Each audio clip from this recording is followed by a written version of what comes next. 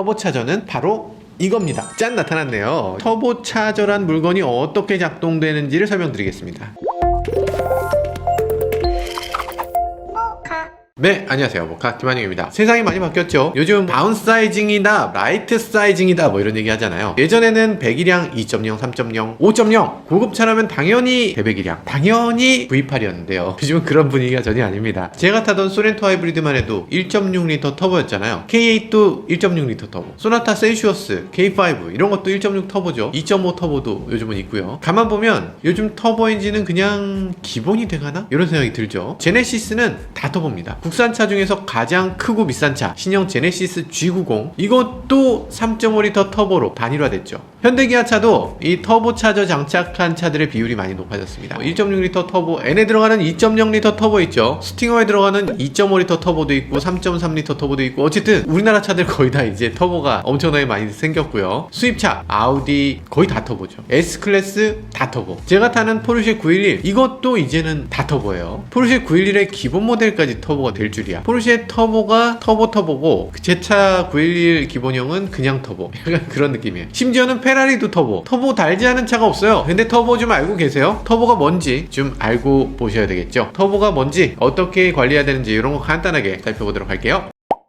네, 그럼 왜 터보차저를 사용할까? 일단 엔진부터 봐야죠. 엔진은 어떤 힘으로 움직이나 이거 좀 알고 계세요? 엔진 내부에 보면 이렇게 공기, 연료 집어넣고 이렇게 불을 태우는 겁니다. 연소가 뭐예요? 연소라는 건 물질이 산소랑 만나는 걸 연소라고요. 이 연료하고 산소가 만나면 불이 붙고 산소랑 결합하면서 열이 나고 폭발하듯이 팽창하니까 그 힘으로 자동차 엔진이 움직이는 거예요. 참 쉽죠? 근데 휘발유에 불 붙이는 정도로는 충분한 힘이 나오지 않습니다. 불행히도 휘발유의 에너지 밀도가 그렇게 높은 건 아니에요. 그래서 연소를 시키려면 연료가 많이 들어가면 되겠네, 산소도 많이 들어가면 되겠네, 그래서 이걸 꾹 누른 다음에 여기서 연소시키면 되겠네 라는 거예요. 이 공기 중에 산소가 되게 흩어져 있으니까 이 불을 붙였을 때 그렇게 충분히 잘 타지 않습니다. 그래서 이걸 이렇게 눌러서 산소가 이렇게 곳곳에서 그 옆에 바로 있게 이렇게 꾹 누르는 거예요. 그래서 연소시켜서 거기다 불을 붙이고 그리고 배기하고 이런 거예요. 어떻게 생각하면 쉬울까? 이 펌프 같은 걸 생각하시면 돼요. 시골에 있는 거 있잖아요. 이렇게 푸시푸시 하면 이렇게 물 나오는 거, 그거랑 같은 겁니다. 본 적이 없어? 본 적 없으면은 주사기 생각하면 돼요. 주사기 이렇게 당기면 공기가 쑥 들어오죠. 밀면 공기가 나가고, 그러면 앞을 막은 상태로 밀면 압축되죠. 그 압축된 상태에서 불을 붙이면 빵 터지겠죠. 빵 하고 밀려날 거 아니에요. 그래서 힘을 더 많이 뽑아내려면 어떻게 해요? 그 안에 많은 연료를 집어넣으면 되겠죠. 연료를 더 태우면 더 힘이 많아질 거잖아. 근데 연료 넣는 건 아주 간단하죠. 그냥 뭐 이 안에 스프레이 갖고서 막 뿜어 넣으면 되잖아. 근데 그게 그렇게 하면 됩니까? 그걸로 안 되죠. 아까 말씀드렸잖아요. 공기가 연료랑 결합하는 게 연소. 그러면 공기가 없으면 이 연료만 더 있다고 해도 불이 붙는 게 아니에요. 예를 들어서 이 유리관 안에 불을 태우면 이 안에 연료가 아무리 많이 있어도 그냥 꺼집니다. 왜냐면 산소가 없으니까. 그래서 만약에 요만큼의 연료를 태우려면 실린더가 더 큰 게 필요하겠죠. 거기 산소가 더 많이 있으니까. 그러니까 실린더의 크기를 계속 키워야 되는데 요 실린더의 크기가 바로 배기량입니다. 대배기량 자동차는 더 힘이 세고 배기량 높은 차가 더 고급차다, 이런 등식이 그래서 나온 겁니다. 자동차 초창기에는 이 배기량이 깡패다 해서 이 배기량을 이길 건 아무것도 없었죠. 그런데 대배기량이 되면 장점만 있는 건 아니에요. 대배기량이 되면 어떻게 되겠어요? 이 실린더의 피스톤 자체도 커지고, 피스톤이 커지니까 움직이는 부품도 무거워지고 그 밑에 커넥팅 로드도 무거워지고 등등등이 다 무거워져서 이 엔진 회전수 자체가 낮아집니다. 그러다 보니까 예전에 알프레드 부치라고 하는 유명한 스위스 공학자가 이걸 생각한 거죠. 야, 이게 배기량 크기만큼 꼭 이만큼만 태워야 되냐? 아니, 공기가 더 필요하면 공기를 내가 넣어주면 될 거 아니야. 그래서 공기를 더 밀어 넣어주자, 이렇게 생각했던 거죠. 예를 들어서 대기압보다 압력이 더 높으면 어떨까? 그럼 연료를 더 넣어도 다 태울 수 있겠네, 이렇게 생각한 거죠. 사람들이 생각했죠. 그게 되냐? 되겠냐? 그랬는데 해보니까 되네. 당연히 되죠. 근데 처음부터 인기 있었던 기술은 아니었습니다. 나중에 2차 대전이 열리면서 빛을 발했어요. 왜냐하면 그때 당시 전투기들이 이 하늘을 날면서 일촉즉발의 상황이잖아요. 근데 높이 올라가면 올라갈수록 힘이 떨어지는 거예요. 왜냐하면 위는 공기가 희박하니까. 공기가 희박해서 거기서도 엔진이 제성능을 낼 수 있도록 하려고 거기에 터보를 도입하게 된 거죠. 그래서 높은 고도에서도 지상하고 비슷한 공기를 공급하기 위해서 여기다가 터빈을 달기 시작했는데, 그게 공기압을 일정하게 유지한다는 차원에서 터보 노멀라이즈라고 합니다. 균일화 시키는 거죠. 근데 우리가 원하는 건 사실 비행기 아니잖아요. 공기압이 적은 대로 차를 달릴 게 아니잖아요. 땅 위에 달리는 자동차잖아요. 그러다 보니까 우리가 원하는 건 달리는 차에다가 공기압을 더 밀어줬으면 좋겠어. 이 더 밀어주는 걸 터보 차징이라고 합니다. 그래서 우리가 이 자동차에 쓰는 터보 장치를 가리켜서 터보 차저라고 하는 거죠. 터보 차저는 바로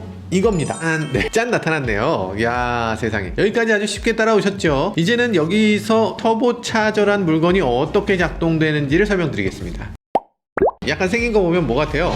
달팽이? 자동차 업계에서 오래 계신 분들은 다 이거 골뱅이라고 해요. 골뱅인데 핫사이드, 콜드사이드라고 얘기합니다. 왜 핫사이드, 콜드사이드가 있냐? 양쪽이 거의 똑같이 생겼죠? 이 안쪽에 있는 바람개비도 쌍둥이입니다. 그래서 이 바람개비 보이세요? 여기 보면은 이쪽을 이렇게 돌렸을 때 이쪽이 따라 돌죠. 이쪽을 돌렸을 때도 따라 돌아요. 실제로는 이 둘 다 바람개비는 아니에요. 한쪽은 바람개비, 한쪽은 선풍기 같은 거죠. 이게 돌면 이게 같이 돈다. 이걸 보시면 되고요. 그리고 이쪽은 핫사이드, 이쪽은 콜드사이드. 핫사이드는 배기가스가 가는 곳이고 여기는 흡기가 가는 곳입니다. 살짝 헷갈릴 수도 있나? 배기가스는 이렇게 들어가서 이렇게 나와요. 흡기는 이렇게 들어가서 이렇게 나옵니다. 어렵진 않지. 어려워요? 그러니까 이쪽은 바람개비고 이쪽은 선풍기입니다. 바람개비랑 선풍기 뭐가 달라? 바람개비는 이렇게 들고 있으면 바람이 불었을 때 그게 따라 도는 거잖아. 선풍기는 뭐냐면 그 공기를 나한테 밀어주는 거잖아요. 이 둘은 서로의 역할이 반대예요. 반대지만 어쨌든 묶여있다. 아까 배기가스가 뭐라고 했어요? 자동차가 연소되고 그 힘으로 자동차가 움직인다고 했잖아요. 어마어마한 출력의 공기가 여기서 쏟아져 나오는 거죠. 그 공기를 가지고서 여기서 이 프로펠러를 임펠러라고 하는데 이 임펠러를 팽팽팽팽 돌리면 그러면 그 힘으로 이 선풍기가 또 공기를 여기에 팍팍팍 밀어 넣을 수 있게 되는 거죠. 그럼 공기를 밀어 넣은 거 파이프가 쭉 있어서 이 파이프로 막 압축돼서 들어가는 거죠. 실린더로 막 들어갑니다. 그러면 이 파이프 속의 대기압이 훨씬 더 높아지는 거예요. 그래서 이 대기압이 요즘은 뭐 2바 이런 거는 사실 없지만 양산차 대부분이 뭐 1.4바다 뭐 1. 몇 바다 이런 식으로 얘기하는 거, 요게 바로 이 대기압보다 훨씬 더 강력한 그런 압력을 갖고 있는 공기다 라는 의미에서 그렇게 얘기하는 겁니다. 아주 쉽죠? 이게 터보예요. 근데 터보는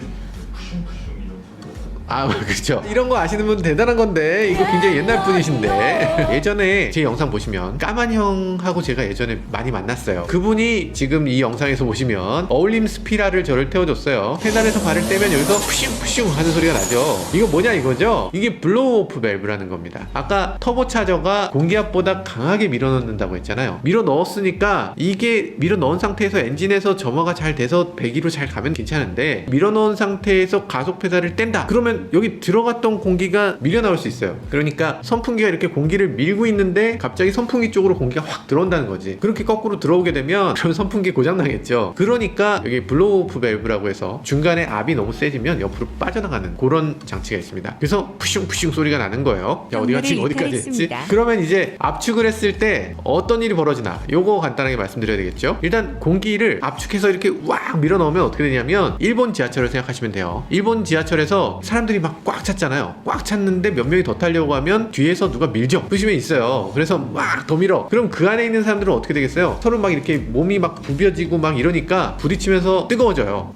또 이상한, 거기가 웃을 타이밍이 아니잖아. 나 참 거의 이상한 사람일세. 아무튼 공기가 더 뜨거워지면 모든 입자가 그렇지만 뜨거워진다는 말의 의미는 빨리 움직인다는 거예요. 많이 움직이려고 한다. 그게 온도가 올라가는 겁니다. 그러다 보니까 이 온도가 올라가서 이 공기가 더 움직이려고 운동성이 더 늘어나고 그러면서 공기가 점점 팽창하는 거예요. 이건 다 아실 거예요. 왜 애초에 우리가 터보를 왜 만들었다고 했어요? 터보를 만든 이유가 공기를 더 많이 밀어넣는 게 목적이잖아요. 근데 이게 밀어넣으려고 하니까 온도가 높아지네. 온도가 높아지니까 팽창해버리네. 팽창해버리니까 공기를 더 많이 못 집어넣네. 팽창한 공기를 집어넣으면 공기 입자 자체가 굉장히 머니까 터보의 의미가 아예 없어집니다. 그래서 이 멀어진 공기를 다시 식혀줄 필요가 있어요. 그래서 운동성도 줄이고 팽창도 좀 줄일 필요가 있어. 그걸 하기 위해서 식혀주는 거, 그게 바로 인터쿨러라는 부품입니다. 이 터보차저랑 엔진 사이에 공기가 흘러가는 그 길에 인터쿨러가 있고요. 이게 공기를 식혀주는 거예요. 이 현대기아차 보면 그릴 아래쪽에 이렇게 가느다란 라디에이터가 있죠. 이게 인터쿨러입니다. 그리고 옛날 스포츠디 터보 보면 본인 위에 구멍이 이렇게 있어요. 요거 인터쿨러예요. 인터쿨러가 꼭 이렇게 드러나는 인터쿨러만 있는 게 아니고 순행식도 있습니다. 순행식 같은 경우는 이 안쪽에 들어가 있긴 하지만 어쨌든 라디에이터는 필요하고요. 여튼 터보는 어떤 식으로든 공기를 식혀야만 한다. 공기를 식혀야만 이 터보차저의 의미가 있다라는 겁니다. 자, 이제 터보차저 어지간히 다 아신 겁니다. 하나만 더 할까? 터보차저 압력을 더 많이 넣게 되면 이 연료를 더 많이 태울 수 있겠죠. 압력이 크려면 이 프로펠러가 커져야 되겠죠. 커질수록 좋을 거잖아. 아 그럼 프로펠러 크면 좋겠네. 프로펠러 크면 좋은데 이게 뭐야? 이 쥐콩만한 거 지금 이거 달아놓고 뭐야 이게 장난해? 이러실 수 있죠. 맞는데 문제는 이 바람개비를 키우면 더 돌리기가 어렵다는 겁니다. 왜냐하면 큰 바람개비를 돌리려면 그만큼 더 많은 에너지가 필요할 거잖아. 이 가속 페달을 나중에 왕 달리면 그럼 힘 엄청 세죠. 근데 처음에 가속 페달을 밟기 전에 웅 하고 그냥 공회전 할 때 아니면 가속 페달 밟았어도 웅 하고 초반에 출발할 때 이때는 이 프로펠러를 돌리는데 한계가 있어요. 임펠러를 크게 만들 수가 없는 그런 한계점이 있습니다. 그래서 처음에 밟았을 때 가속하고 싶은데 얘가 왜 이렇게 안 가지 하다가 어느 순간 왕 이러면서 나가는 처음에 안 가지 하는 그 상황을 터보렉이라고 합니다. 터보렉이라고 하는 요 시기 요거 굉장히 사람들이 위험하다고 생각했죠. 초기 터보차에서는 이거에 대해서 불만도 많았고 밟아도 느리게 가다가 갑자기 가속이 뻥 터지기도 했고 굉장히 위험하기도 했어요. 포르쉐 터보는 과부제족이라는 말을 들을 정도로 정말 위험한 자동차였어요. 터보차저는 그래서 일정 크기 이상으로 키우지 못하는 겁니다. 그래서 터보렉을 줄이기 위해서 어떻게 하느냐, 터보차저를 요만한 걸 2개 붙이는 거예요. 2개 붙이는 차저가 트윈 터보입니다. 트윈 터보라고 흔히 많은 분들이 생각하시는 게 트윈 터보면 2배로 센 터보겠네 생각하실 텐데 기본적으로 작은 터보를 2개 붙인 거니까 이 작은 터보 하나보단 세죠. 근데 어쨌든 더 중요한 건 큰 터보를 붙이는 것보다 작게 2개를 붙이는 게 더 유리하기 때문에 이렇게 한 거다라는 거예요. 트윈 터보는 터보렉이 적다. 근데 이게 무슨 차에 들어가는? 이게 산타페 디젤에 들어간댔나? 산타페 디젤 2.2L에 들어간다고 안 했어요? 왜 디젤은 근데 다 터보가 있나요? 아 디젤은 왜 다 터보가 있냐, 이거 진짜 중요한 질문인데요. 아시겠지만 현재 있는 모든 디젤 차가 다 터보예요. 터보가 아닌 차는 한 개도 없습니다. 디젤은 무조건 터보야. 이거 왜 그런가? 가솔린은 그냥 폭발하듯이 막 붙죠. 디젤을 이렇게 놓으면 디젤은 여기 불이 붙나? 안 붙죠. 불이 안 붙어요. 가솔린은 낮은 온도에서도 불을 붙일 수 있는데 디젤은 불이 안 붙어요. 일반적인 온도에서 불이 안 붙어. 그러니까 디젤을 엔진에서는 어떻게 점화시키냐면 압축 착화라고 해서 엄청나게 압축을 시키면 스스로 불이 붙어요. 그러니까 디젤은 이 기본적으로 사용하는 압력이 엄청나게 강해요. 그래서 거기에 들어가는 부품들도 다 강해야 되고 피스톤도 당연히 더 무거워야 돼요. 그러다 보니까 이 피스톤 관성 때문에 이 움직일 수 있는 회전 속도가 어느 정도 이상 빨라지지 않습니다. 그래서 디젤 엔진을 보면 어지간하면 5000rpm 넘는 엔진이 별로 없잖아요. 그게 그래서 그런 거예요. RPM이 낮은 게 그냥 낮다 여기서 끝나는 게 아니라 RPM이 낮은 차는 천천히 움직이니까 한 번에 끌어올 수 있는 공기가 별로 없겠죠. 여기서 공기를 많이 가져와야 거기서 더 많은 연료를 태울 수 있을 텐데 천천히 움직이니까 공기양이 적어요. 그래서 낮은 RPM에서도 공기를 더 많이 들어갈 수 있도록 하기 위해서 이 터보차저가 필요한 겁니다. 그리고도 기본적으로 터보차저라는 거 다들 하고는 싶었어요. 근데 휘발유 터보차저는 디젤보다 훨씬 더 어려웠습니다. 왜냐하면 이 배기가스가 굉장히 뜨겁기 때문에 이 터보차저 만들기 굉장히 쉽지 않았고요. 포르쉐 터보 같은 경우는 우주선 같은 데 사용하는 그런 재료를 이용해서 이 터보차저가 1000도 이상의 온도에서도 버틸 수 있게 이렇게 디자인을 했던 적이 있죠. 지금도 그렇게 돼 있고요. 그리고 가솔린이 정말 터보를 넣기 어려웠던 건 가솔린은 이 연료가 들어온 걸 압축해서 착화시켜서 배기한다고 했잖아요. 압축해서 거기다 착화시켜야 되는데 이 연료를 압축하다 보면 뻥 터져요. 압축하다가 자기가 자체 발화해버려요. 그래서 이것 때문에 이 터보차저를 넣기가 정말 어려웠던 거죠. 그걸 노킹이라고 합니다. 그러면 디젤은 노킹 없나요? 디젤은 노킹이 없죠. 왜냐하면 보통 이제 가솔린 같은 경우는 연료를 스프레이 같은 걸로 미리 뿌리는 거예요. 그래서 그 혼합된 공기가 실린더로 들어와서 그걸 압축하잖아요. 근데 디젤은 그렇게 안 해요. 디젤은 공기만 압축을 합니다. 공기만 압축하고 거기다가 연료를 직분사라는 거예요. 요즘 가솔린도 직분사가 있어서 같은 방식입니다. 가솔린도 공기만 압축하고 거기다가 분사를 해서 거의 조말해요. 그러다 보니까 직분사가 널리 보급되면서 그럼 가솔린에도 터보를 붙이면 좋겠구나 해서 가솔린 터보가 다시 인기를 끌게 된 거죠. 이제 진짜 다 했죠. 이제 이 정도면은 터보 좀 아는 거야. 여러분들이 터보 좀 아시는 겁니다.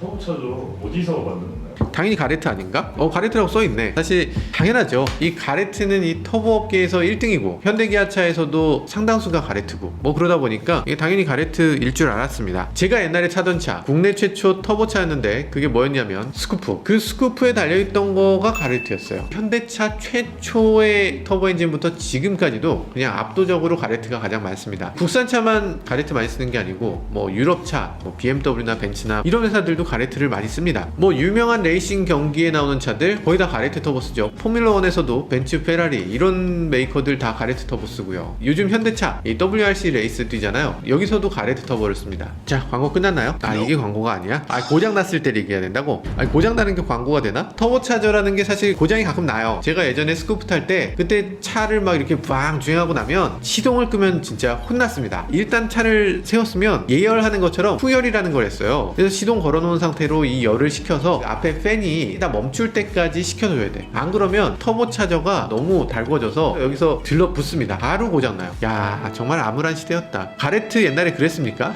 요즘은 그런 거 없죠. 그냥 딱 끄고 딱 켜도 아무 문제 없습니다. 근데 요즘 터보라면 엔진오일은 제때 갈아야지. 엔진오일 관리 잘하는 거 진짜 필수고요. 그리고 차에 이물질 같은 거 들어가는 거 요런 것도 좀 관리해줄 필요가 있어요. 그래서 터보차저는 굉장히 세심한 장비고 회전 속도가 어마어마하게 빠릅니다. 이 엔진 회전 수보다 훨씬 더 빠른 속도로 돌아가기 때문에 고장나지 않게 정말 관리 잘할 필요가 있고요. 이거 고장나면 어떻게 되는가? 엔진 경고등이 점등되고요. 당연히 차가 잘 안 나가겠죠. 그리고 매연도 심해집니다. 연비도 떨어지고요. 그러니까 그런 경우에 터보차저를 교체해야 되는 거죠. 근데 교체할 때 되면 선택의 기로에 서게 됩니다. 일단 현대, BMW, 벤츠 할 것 없이 여기 순정품으로 납품되는 터보차저가 있을 거잖아요. 거기 스티커가 이렇게 붙어있는 그걸 쓰느냐 아니면 그냥 그런 스티커 없는 가레트 쓰느냐, 이게 갈등이죠. 아까 말씀드렸다시피 지금 이건 현대차 산타페에 들어가는 가레트 터보인데요. 이거 현대기아 스티커를 붙이면 현대자동차에서 가격을 92만원을 붙이게 됩니다. 근데 가레트 제품을 사면 50만원 정도에 살 수 있다고 하죠. 그러니까 이거 좀 웃겨요. 이게 정말 똑같아요. 여기 잘 보면 여기 가레트라고 써 있고요. 현대기아차 제품을 보면 여기 HMC 기아 이렇게 써 있습니다. 똑같은 건데 요 글씨 하나가 43만원짜리인 거예요. 뭐 싸게 사면 한 20몇만원? 어쨌든 한 30% 정도 차이가 납니다. 참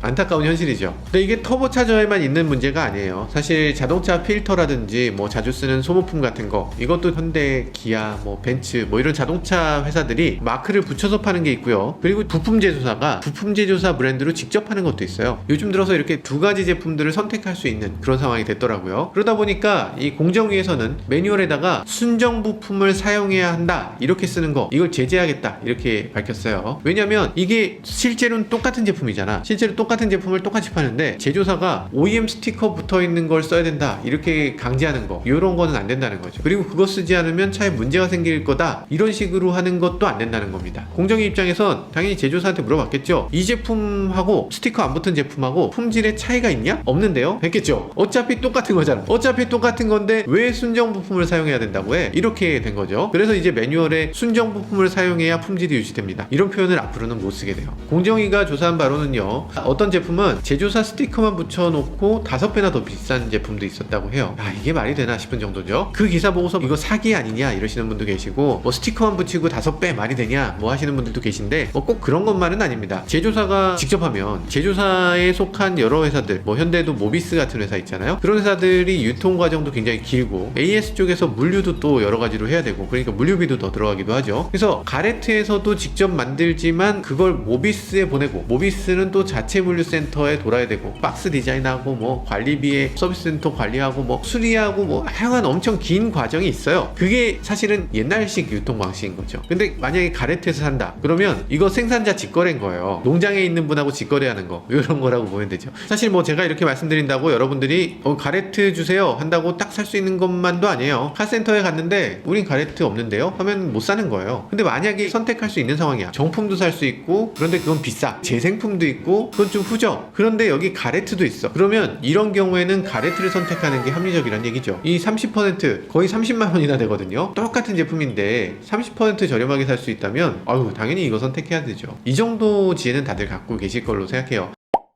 네, 동일한 성능을 내는 똑같은 제품들 많이 있죠. 그런데도 굳이 더 비싼 OEM 제품으로 교체할 필요는 없을 것 같습니다. 오늘은 자동차 유지보수 조금 더 저렴하게 하는 꿀팁을 보내드렸습니다. 지금까지 저는 모카 김한유였습니다. 감사합니다.